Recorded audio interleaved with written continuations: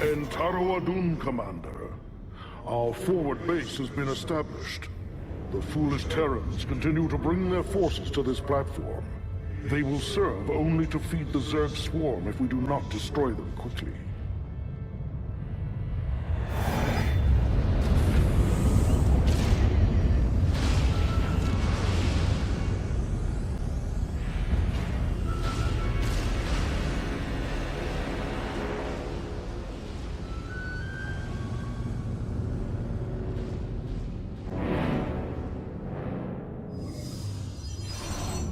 Ladies and gentlemen, we're now going to show you a demo of StarCraft 2. Before we begin today, I'd like to remind everybody this is a demo. This is still work in progress. We've got a lot of balance work ahead of us. Nothing you're going to see here today is final. We're going to begin today with these Protoss Zealots.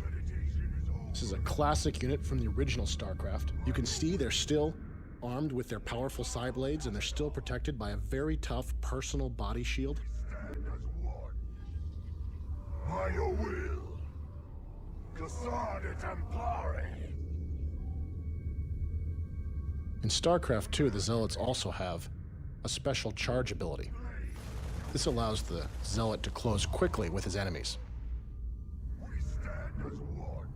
The Zealot's charge makes him extremely dangerous against ranged defenders like these Marines.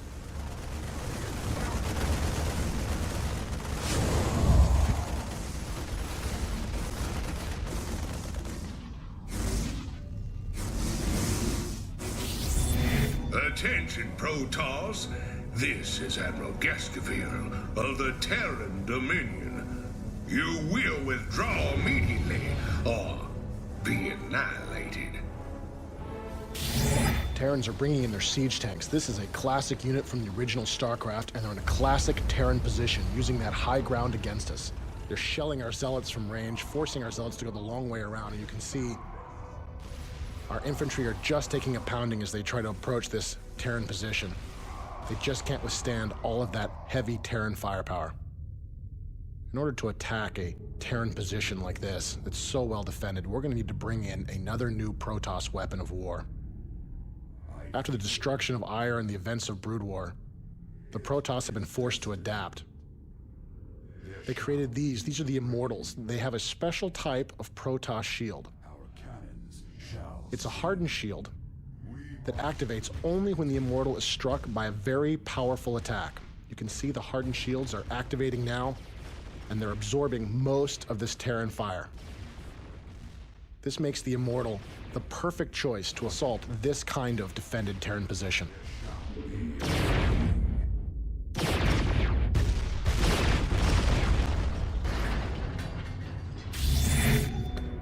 Reapers, move it! Slaughter 'em, boys! The Terrans are sending in their Reapers. This infantry unit is armed with 2 pistols and uses a jump pack to avoid different types of terrain. Their small pistols don't activate the hardened shields of the Immortals. This makes the Reaper the perfect choice for countering these powerful Protoss troops.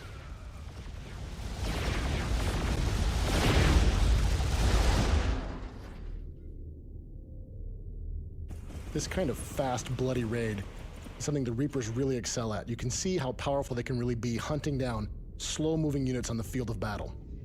In addition, the Reapers can use their jump packs to be very effective base raiders.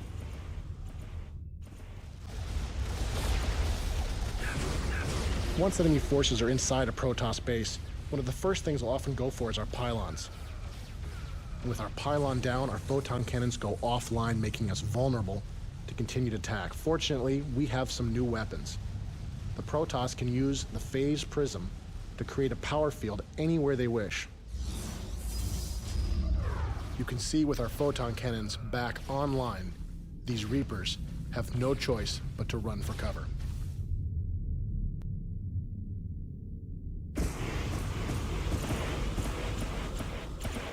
In addition to a number of new units, the Protoss also have access to some new mechanics.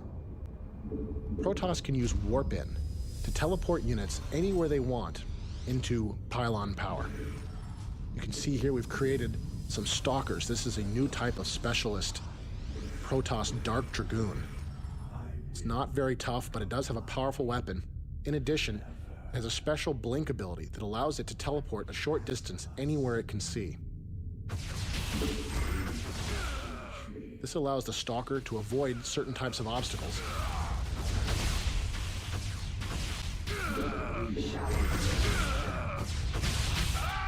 And it also makes the Stalker very potent at chasing down fleeing enemy forces. Darkness. Zerg forces detected. Multiple contacts closing in on our position.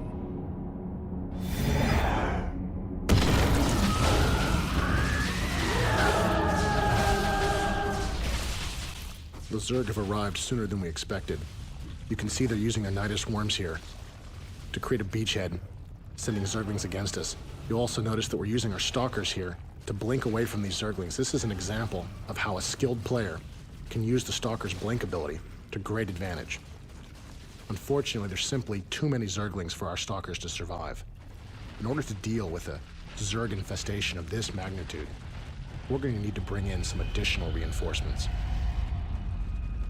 Now, we've shown you how you can use the phase prisms to create a power field anywhere you wish, as well as warp in. These two mechanics can be used together to create a large army anywhere on the battlefield.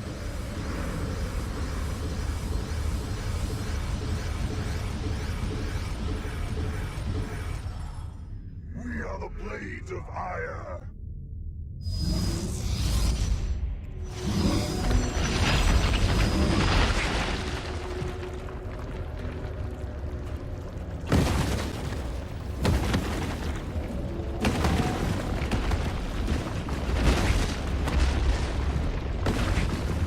As you can see, StarCraft is still a game where large armies battle against large armies.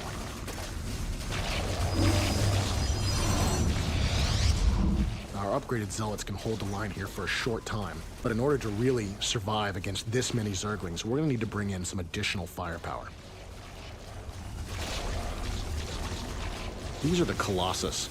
They're powerful robotic units that can use their long legs to step up and down cliffs. In addition, they have a powerful beam that sweeps backwards and forwards, able to do large amounts of damage to small, swarming units like these Zerglings. This makes the Colossus the ideal support unit for this group of Zealots.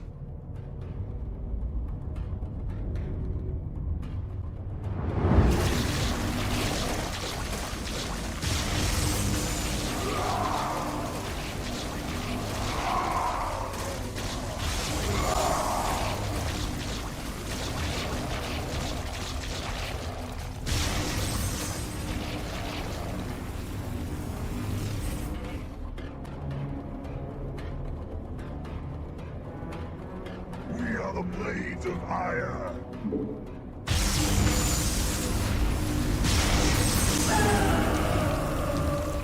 Now, while the Protoss have developed many new weapons, the Zerg have continued to evolve. These Zerglings are mutating into banelings. These small, suicidal creatures are filled with explosive chemicals and corrosive acids. Makes the banelings very potent against Zealots that have no defense, and even dangerous against the mighty Colossus.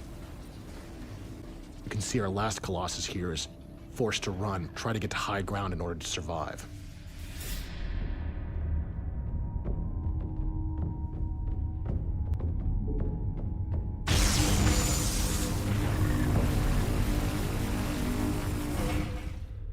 The Colossus is using our new IK system to step up and down this cliff. It's just one example of the new types of technologies we're adding to StarCraft 2 to make the game more dynamic. Now, while the Colossus is very dangerous against ground targets, it's much more vulnerable to an air counterattack.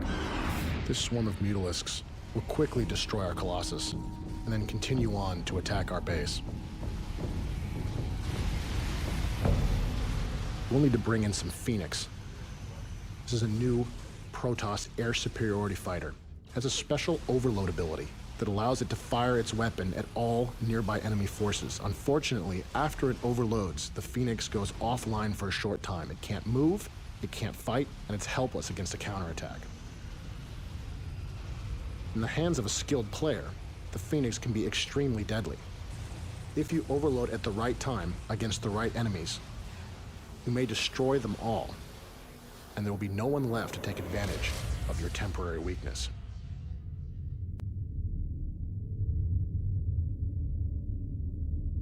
Time for battle. Understood.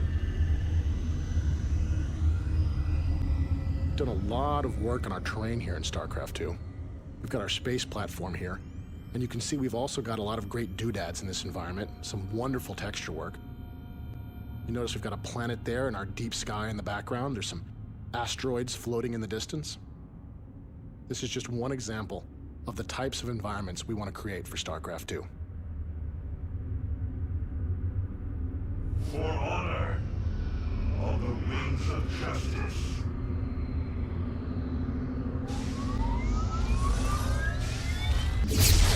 While the Phoenix are very powerful against small flyers like Mutalisks, they're much more vulnerable to heavily armed and armored targets like these battlecruisers. They just don't have the firepower to cut through that thick Terran armor.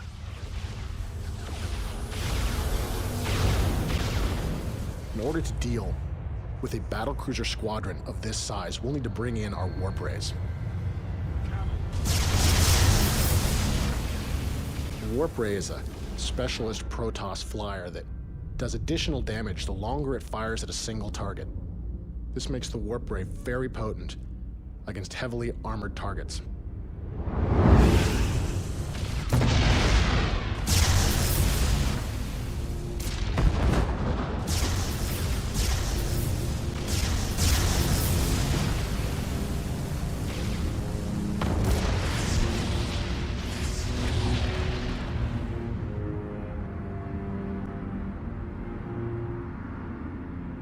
Same thing that makes the warp ray powerful against battlecruisers also makes it very powerful against enemy structures.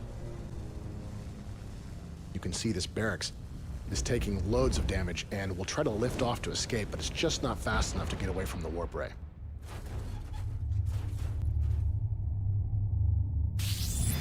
All right, you alien freaks. You made your choice. Now you're gonna pay the price.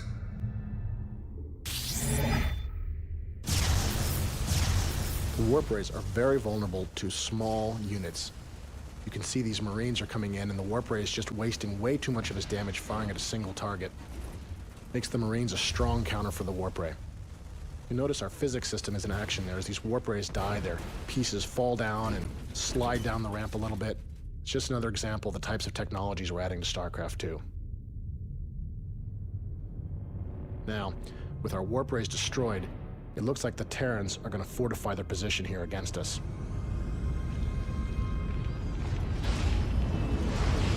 As we approach the end of our demo here today, there is one last unit we'd like to show you. Now our foes will feel the power of the Protoss.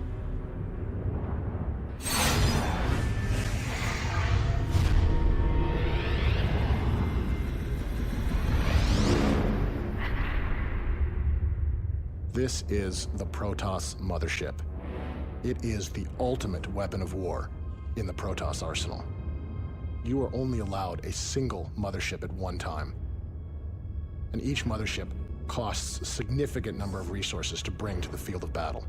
The mothership has several special abilities that can really make her worth the expense. First of these is the time bomb. This is a special ability that slows down all enemy movement inside the field. You can actually see the missiles slowing down as they try to strike the mothership and stopping just before they strike home.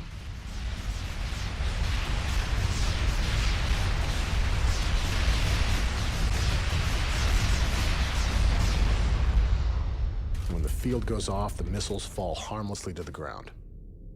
This makes the mothership extremely potent against fixed base defenses like these missile turrets. In addition to her time bomb ability, the mothership also has a special attack that she can employ against ground targets. This is the Planet Cracker. Ordinarily, this would expose your mothership to significant enemy fire. But as you can see, these Marines simply don't have the firepower to punch through that thick Protoss shield.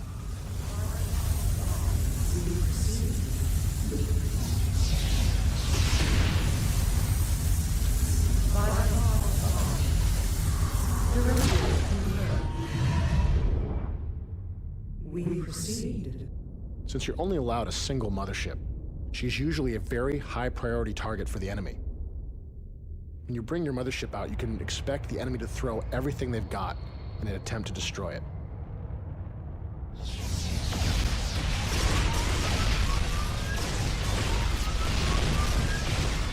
The motherships have a limited amount of energy, which controls how often they can use their special abilities.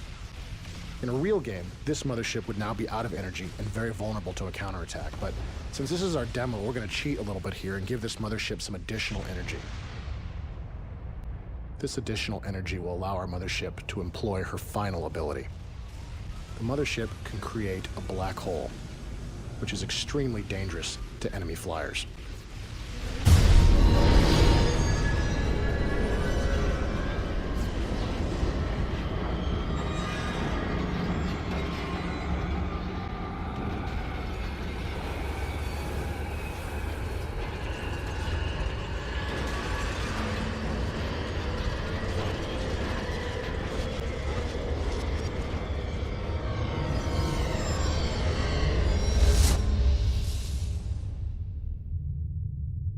Thy heart of fire.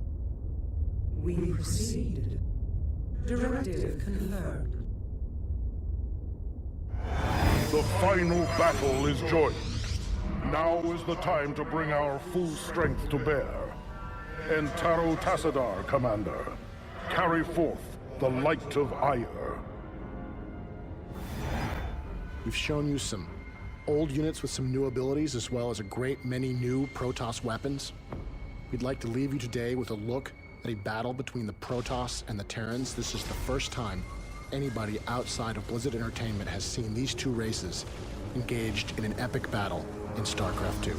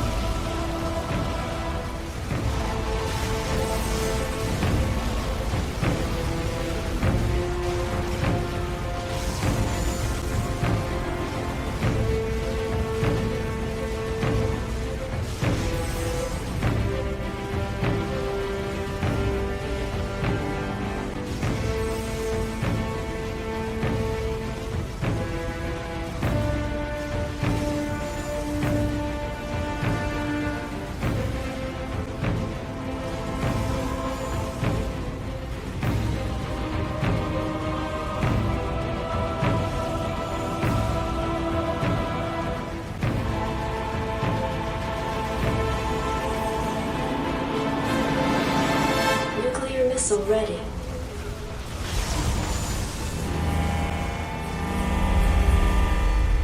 Nuclear launch detected.